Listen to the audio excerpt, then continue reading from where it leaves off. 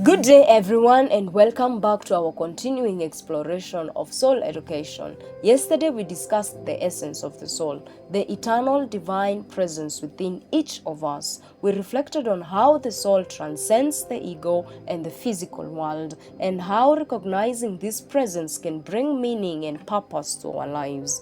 Today, we're going to take this understanding one step further. We're going to talk about how we can nurture the soul, because while the soul is inherently whole and complete, our awareness of it can often be clouded by the distraction of everyday life. The question is, how do we cultivate a deeper connection with this inner essence? How do we ensure that the soul remains the guiding force in our lives rather than the ego? The first and perhaps most important practice in the nurturing of the soul is inner listening. Tuning in to the voice of the soul amidst the noise of the external world. The world around us is filled with distractions, from constant technological stimulation to societal pressures. But the voice of the soul is subdued. It doesn't shout for attention. It whispers, waiting for us to create the space to hear it. Silence is the soul's natural environment. In moments of stillness, when we quiet the mind, we create the conditions necessary for the soul's wisdom to emerge. This is why practices like meditation and mindfulness are essential. When we sit in silence, even for just a few minutes each day, we open the doorway for the soul's presence. We allow its quiet voice to guide us. Ask yourself, how much space do I allow for silence in my life? How often do I pause to listen to the deeper currents beneath the surface of my thoughts and my emotions? Another powerful way to nurture the soul is through self-reflection. The soul is always at work in our lives, but we often fail to notice its subdued movements. By taking time to reflect on our experiences, we begin to see the hand of the soul in our day-to-day interactions, decisions, and challenges. One simple but profound practice is to end each day by asking yourself, what did my soul learn today? This question shifts your focus from the surface level events of the day to the deeper lessons that your soul is processing. It encourages you to look beyond the immediate and obvious, to see each moment as an opportunity for growth and expansion. For example, if you faced a challenge today, don't ask, how did I handle it?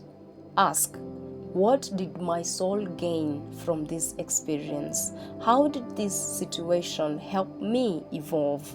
This practice of reflection not only strengthens your connection with the soul, but also allows you to live with a greater sense of purpose. Every experience, whether joyful or painful, becomes meaningful when viewed through the lenses of the soul.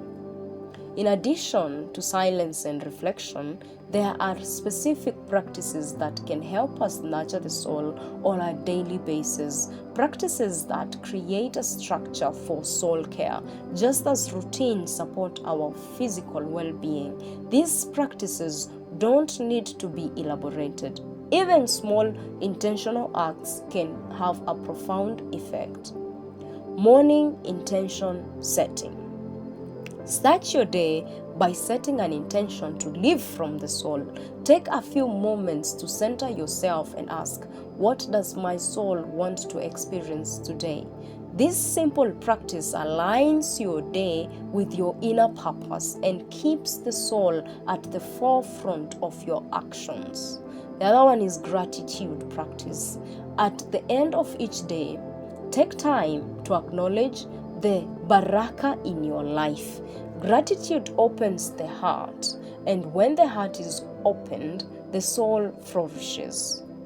By focusing on what you are grateful for, you are feeding the soul with positive energy and creating space for more abundance. Creative expression. Creativity is one of the most powerful ways the soul speaks. Whether it's through art, music, writing, or even problem solving, creative expression allows the soul to manifest in the world. Find ways to express your creativity each day, even in small ways. When you create, you are giving your soul a voice. Another often overlooked way to nurture the soul is through connection with nature. The natural world is a reflection of the divine, and when we immerse ourselves in it, we are reminded of the soul's inherent connection to all life. Take time to go for a walk in nature. Breathe in the fresh air and feel the earth beneath your feet. Observe the cycles of growth, decay, and renewal that are constantly unfolding around you. In these cycles, you will see the reflection of your own soul's journey. When you are in nature, your soul recognizes the oneness of all life. You feel a sense of belonging to something greater than yourself. In this space, you can tap into a deeper level of understanding and connection. Finally, one of the most profound ways to nurture the soul is through compassionate action. The soul thrives when it is in service to others. When we act from a place of love, empathy, and compassion, we align ourselves with the soul's true nature. Acts of kindness, no matter how small, feed the soul, whether it's offering a kind word to a stranger, helping a friend in need, or simply holding space for someone to express their emotions. These acts remind us that we are interconnected, and that interconnection helps our souls to thrive and to grow. Consider these. How often do you go out of your way to show compassion, not just to others but to yourself?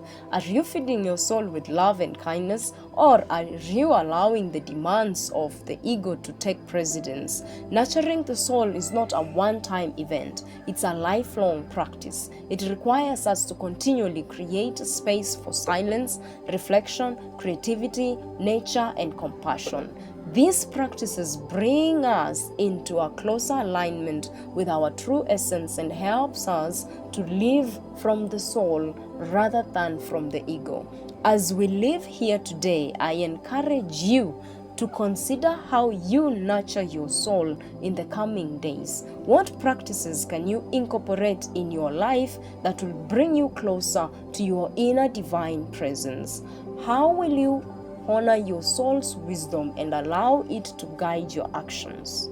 Remember, the soul is always with you, patiently waiting for you to recognize and nourish it. Will you take the time to listen?